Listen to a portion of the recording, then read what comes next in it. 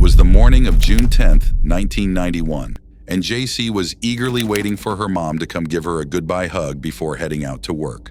She had emphasized the need for a proper hug and kiss the night before, but unfortunately, she left without saying goodbye. Little did she know that tragedy would strike later that day. Jaycee didn't want to keep her stepfather, Carl, waiting any longer, especially when she made herself late for the bus. Unfortunately, Jaycee felt that he didn't love her as much as her half-sister, Shayna. Despite feeling queasy, she decided not to ask Carl if she could stay home for the day, as she didn't want to give him any reason to dislike her more. With a quick wave goodbye, she headed toward the bus stop, unaware that her life would never be the same. As Jaycee made her way up the steep hill towards the bus stop, an unfamiliar vehicle started following her from behind. Before she could even react, the driver rolled down his window and reached for her, firing a stun gun, causing her body to convulse and collapse. She tried to get away and even attempted to hide in the bushes, but he stunned her again before pulling her into the car and tossing her onto the floorboards. They threw a blanket over her head and held her down as they drove off to an unknown place. Jaycee later found out that her stepfather had witnessed the incident and chased the kidnappers on his mountain bike in an attempt to catch them. Still terrified and confused, she was led by Philip into their backyard, where two identical buildings stood. Philip took her into one of them, removing the blindfold that had been wrapped around her head. He told Jaycee that this would be her new home. Without warning, he took away her clothes and blankets, leaving her with nothing. Then he handcuffed her hands behind her back, locked the door, and left her alone. That small building became her prison. Every day she waited, hoping that someone would come to save her. Whenever Philip entered, she couldn't decide if she should feel worried or relieved. Time blurred, and Jaycee lost track of how long she had been there. Every few days, he returned to assault her in unspeakable ways. Philip's drug addiction led to frequent abuse, during which he brainwashed her into seeing him as her protector. Despite Stockholm Syndrome, she knew deep down he was evil. Sometimes he would bring her fast food, milkshakes, and kittens, knowing her love for cats. It seemed like affection, but she knew it wasn't genuine. Jaycee depended on both him and Nancy, but she also knew they were bad people. As the years passed, they became more confident in their perfect crime. Nancy confided in her, explaining that Philip had a sex addiction and that they kept her captive so he wouldn't hurt other girls. She slowly pieced together the truth. Philip was a weirdo, collecting photos and videos of her and other children for his sick pleasure. It was a nightmare she couldn't wake up from. The captivity twisted Jaycee's mind, making her reliant on her captors for survival. But deep inside, she knew she didn't belong there. In 1994, Jaycee was 13 when she found out that she was pregnant after being abducted for 2 years. At 14, she gave birth in captivity. Her kidnapper convinced the children to call his wife their mother and made Jaycee pick a new name, Alyssa.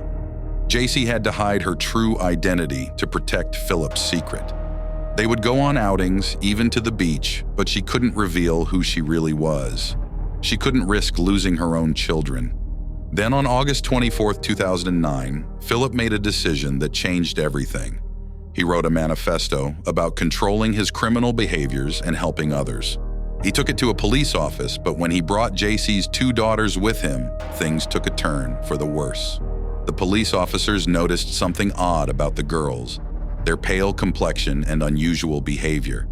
A few days later, on August 26th, was supposed to be Philip's follow-up with the officers. But this time, something was different. He showed up at the parole office with Nancy, the 2 girls, and Jaycee, who he had kept hidden away for so long. As soon as they arrived, the police separated them, preferring to speak with each individual without Philip hovering over them. Even when she was taken away from Nancy and the others, Jaycee couldn't bring herself to reveal her true identity. The thought of speaking her real name made Jaycee feel uneasy, almost panicked. For 18 years, Philip had drilled into her head that the world was a dangerous place and that he was the only one she could trust. So she clung to the identity he gave her, Alyssa. But as the hours dragged on and the officers continued to question them, Philip's facade finally crumbled. He admitted to kidnapping Jaycee when she was just 11 years old. It was a shocking revelation, one that left her reeling. But in that moment, she knew it was time to reclaim who she truly was. The police officer says to her, "Here, Jaycee, take this." Her hands tremble as she takes them, her heart racing with anticipation. She softly whispers her name, Jaycee Dugard. She writes the name she hasn't spoken in nearly 2 decades, her hand shaking but determined. The weight of the truth settles over her. Jaycee then says, "It's me." As the officers confirm her identity, a glimmer of hope begins to dawn in her eyes.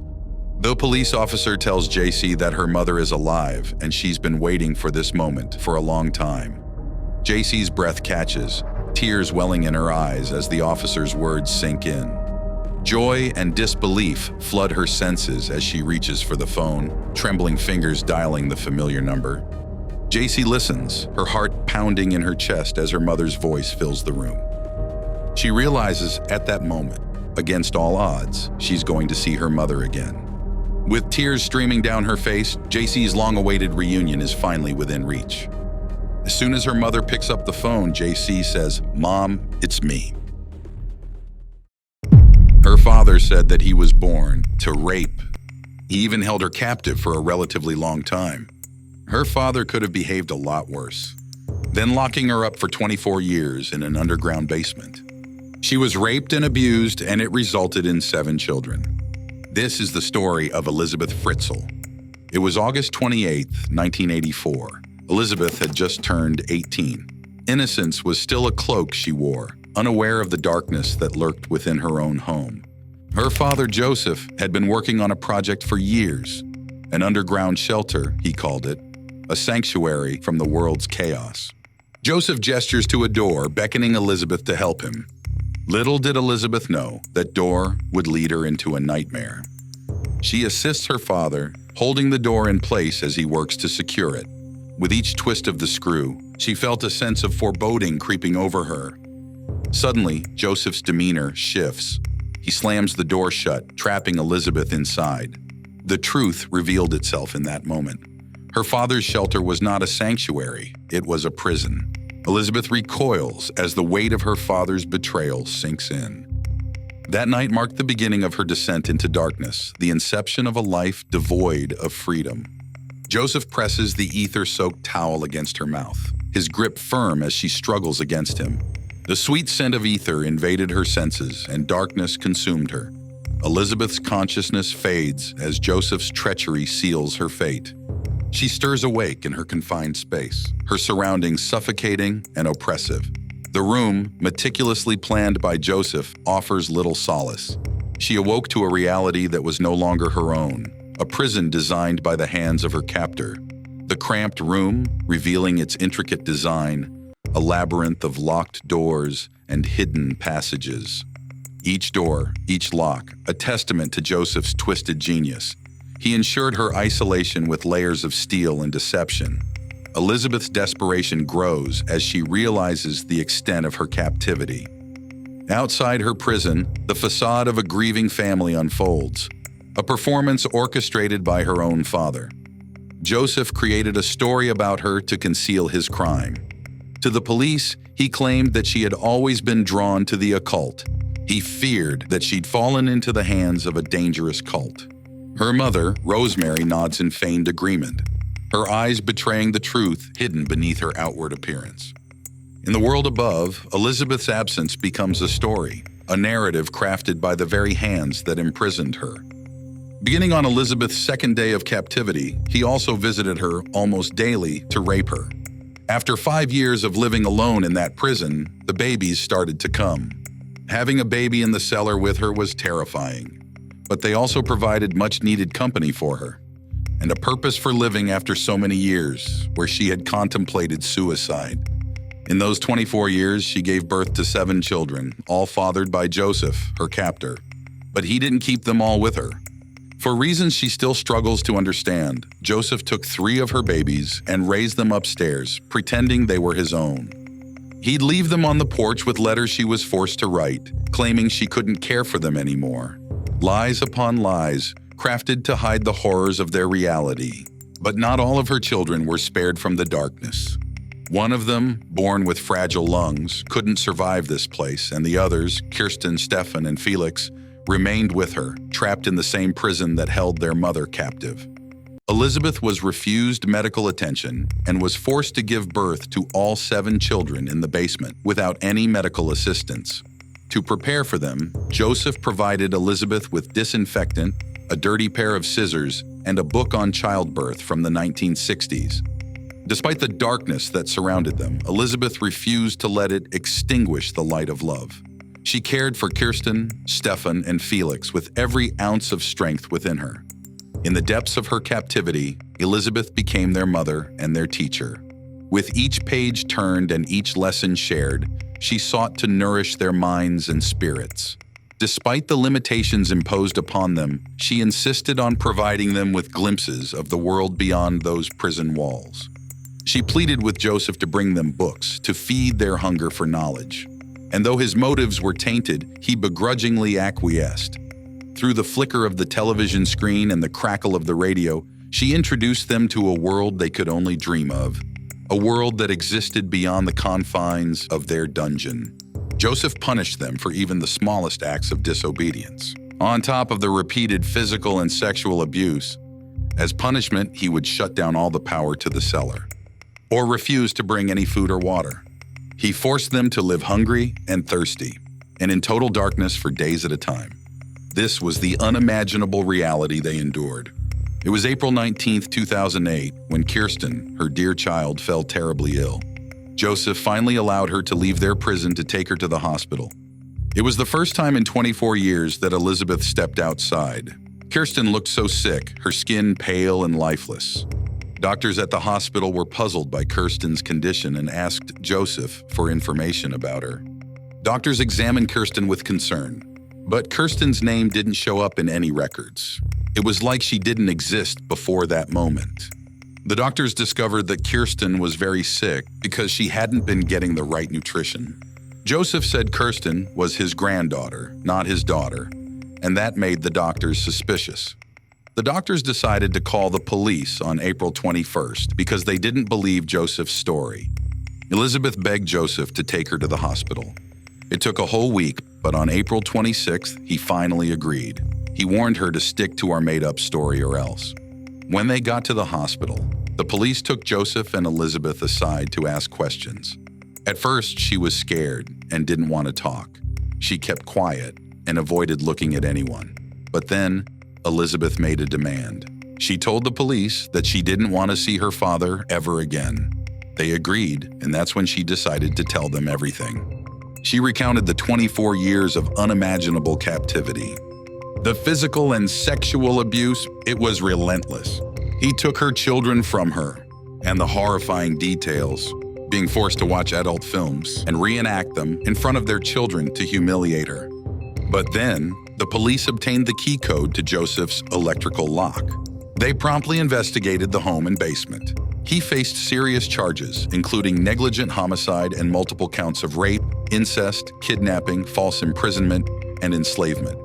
He was sentenced to life in prison. Justice would be served, and Elizabeth would begin the journey of healing. A grocery sack appeared on Karen Choice's doorstep one ordinary day. It looked like any other sack you'd get from the store.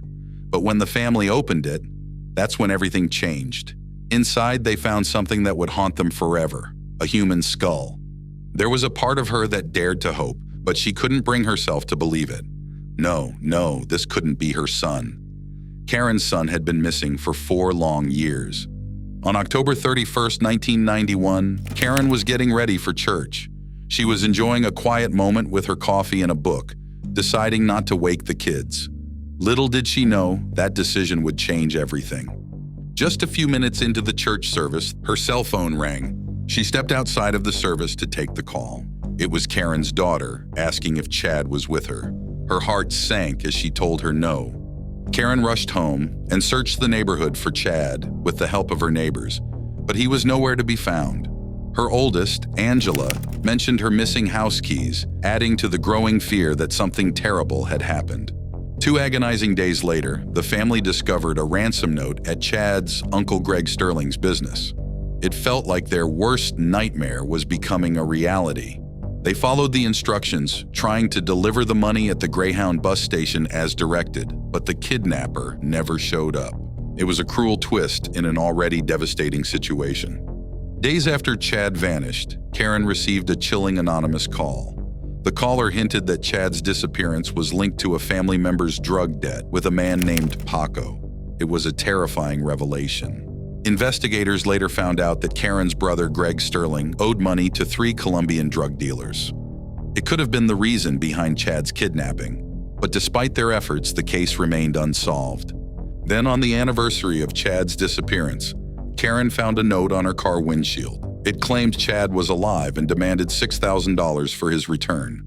For a moment, it felt like a glimmer of hope in the darkness, but that hope faded when the kidnapper never contacted them again. As the years passed, Chad's disappearance turned into a cold case, leaving the family with more questions than answers. 4 years had gone by since Chad disappeared when a grocery sack mysteriously appeared on their doorstep. It seemed harmless at first, like any other sack you'd bring groceries home in. But when they opened it, their world shattered. Inside was something that would haunt them forever, a human skull. They sent the skull to the FBI for analysis, and they collected DNA samples from their family to confirm if it was Chad's. But the results were inconclusive. The family had to wait for further examinations at a university in Texas. And when the final analysis came in, their worst fears were confirmed. The skull belonged to Chad. It was a devastating blow, one that they will carry with them for the rest of their lives. Who could do such a horrible thing? Karen felt a surge of anger within her, a sensation she had never experienced before. She knew she had to find whoever did this to her family. In early 1996, Patrick Horn found himself in federal court facing serious charges. But what's crucial to the story is what happened next.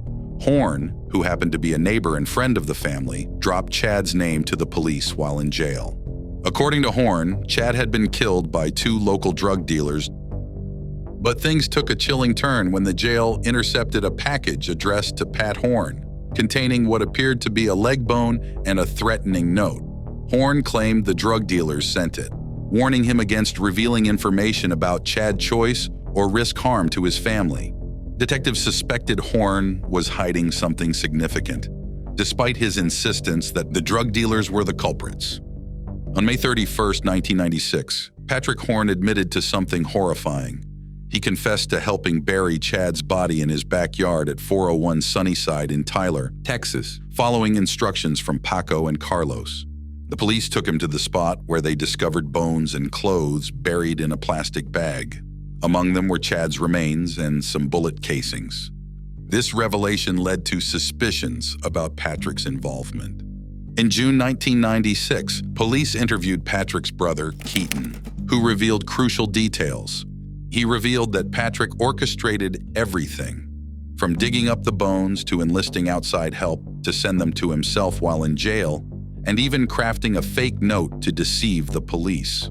Learning the extent of Patrick's involvement in Chad's murder was chilling. However, one question continued to haunt Chad's mother. Why did Horn kill her son? It appeared that Horn had a craving for attention, seeking to portray himself as tough or dangerous. It was a frightening realization to think that someone would commit such a heinous act simply to fulfill a desire for significance. Finally, on September 24, 1999, 8 long years after her son's murder, the jury reached their verdict at the Smith County Courthouse. They found Horn guilty and sentenced him to death. In Bayshore, Long Island, resides Katie Beers. Her life bears a resemblance to Cinderella's tale. Her mom left when she was small, so she ended up with her godmother Linda and her husband Sal. But they're not exactly fairy godparents. Linda treats her like a servant, making her do all the chores: laundry, cleaning, cooking. It's like she is their slave. Katie dreams of escaping this life, of finding her own happily ever after. But for now, she is stuck here, trapped in a never-ending cycle of drudgery and despair. Someday, though, she'll break free from this prison and make her own destiny. She won't be Cinderella forever. From the time Katie was 2 years old, she was sexually abused by her godmother's husband, Sal. When she was 7 years old, Katie had enough and she tried to tell her godmother the truth about her husband, but her reaction only made it worse. She told Katie that she was a liar and to get out of her face. She couldn't go to school, and she was kept away from everyone by her godmother, Linda, and her husband, Sal. This meant Katie didn't have friends her age except for John Esposito. He was special to her, and they were really close. Even though things were tough, being with John made her happy. He was more than just a friend to Katie. He was someone that she cared about a lot and relied on for support during those lonely times in her childhood. Among all the bad things she had to deal with, something even worse happened to her. 2 days before her 10th birthday, Katie was kidnapped.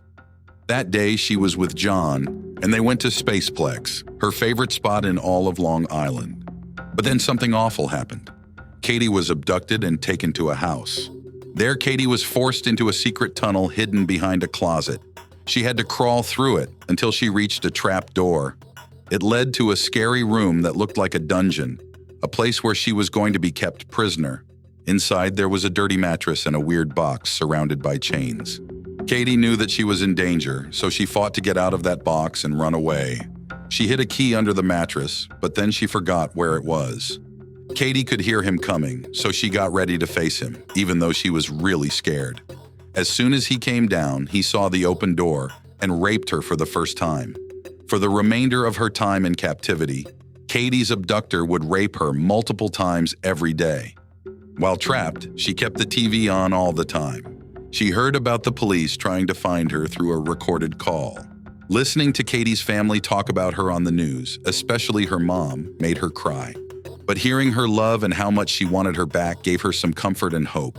And if you haven't figured it out yet, the kidnapper was actually John Esposito, Katie's supposed best friend all this time. John had been planning and plotting until he finally got her.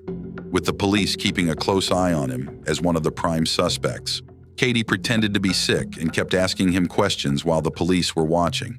She thinks John finally gave up because of all the pressure. Ultimately, John Esposito helped lead the police and the district attorney to the dungeon he had made. It was a complicated process with more than 30 steps. They had to move a bookshelf on wheels, take up the vinyl flooring, and use a system with pulleys to lift a heavy concrete block from the garage. Then they had to drop about 7 feet down into the underground chamber, where there was a passage leading to where Katie was imprisoned. John admitted to the police that Katie had played in this dungeon while it was being built. This showed her that he had planned to use it for a long time before he kidnapped her.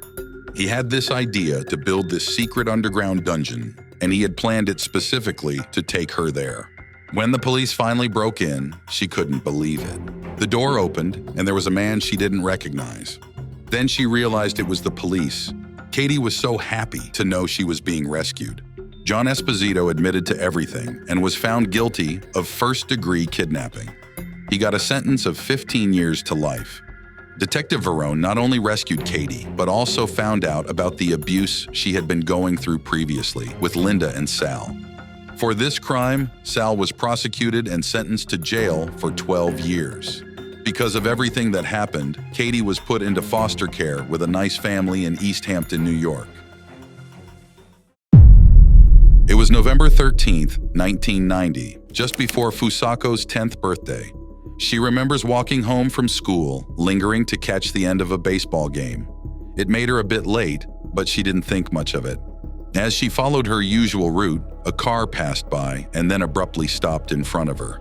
That split second marked the beginning of a nightmare, the arrival of her kidnapper, Nobuyuki Sato. Sato suddenly hit the brakes, stopping right in front of her. He quickly exited the car with a knife in his hand and forcefully grabbed her. He issued a chilling warning, threatening to slit her throat if she screamed or tried to escape. He then pushed her into the trunk of the car. Sato brought her to his house, sneaking in through a part that wasn't finished to hide. He tied her to a bed and told her not to make any noise or try to run away, or he'd hurt her badly. She was scared, but she hoped someone would find her soon. When Fusako didn't come home from school, her parents got really worried. They asked the police for help, and lots of people, including her captor Sato, looked for her, but nobody could find any clues about where she was. She remembered feeling really scared at first. Fusako did whatever her captor told her to, hoping he'd let her go, but he didn't. For the first few months, he kept her tied up really tight. It made her hands and feet feel weird, like they weren't working right. If she didn't listen or tried to get away, he'd hurt her. Sometimes he used a stun gun, hit her, or threatened her with a knife. But he never did anything, intimate. He just treated her like a toy or a pet, talking to her like she wasn't even a person. He gave her food once or twice a day, but it wasn't enough. She was always hungry and weak because of it. He made her stay in bed all the time and use plastic bags for the bathroom, which he left in the house. Once a month, he'd clean her up, cut her hair and nails, and change her clothes. But even if Fusako did everything he said, she still got hurt. He'd beat her up sometimes, or use her for his own entertainment, practicing fighting moves on her. As time went on, she stopped trying to get away. Sano didn't tie her up or lock the door anymore, but he'd just cover her up in bed. Sometimes he'd let her listen to the radio or watch TV, but mostly he focused on things he enjoyed, like soccer. The only books she had were comic books. For nearly a decade, Fusako had no contact with anyone besides her captor, never leaving her room or speaking to anyone. She remained on the bed almost constantly, making no attempts to resist or escape, resigned to her fate. Sano's mother lived downstairs, scared of her own son's violence. She followed his rules, hoping to avoid his anger. But in 1996, she couldn't take it anymore. She tried to get help from the police for the abuse, but they didn't do much. She felt alone, dealing with the pain by herself. Then in January 2000, after another beating, she finally called for help. She told the police about how Sato had tied her up and hurt her with a taser. The officials took her seriously this time. Sato was aggressive when they arrived, so they had to handcuff him and give him medicine to calm down. His mother told them how scared she was of him and how she avoided going upstairs, where they found a girl hidden under blankets.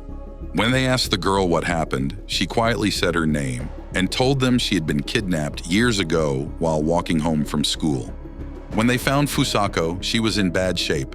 She was really tired and thirsty, and her muscles were weak from not moving much. She had trouble talking and felt scared of everything. It took about a year for Fusako to start feeling better physically, but her mind was still hurting. She was really scared of people and didn't like being around them.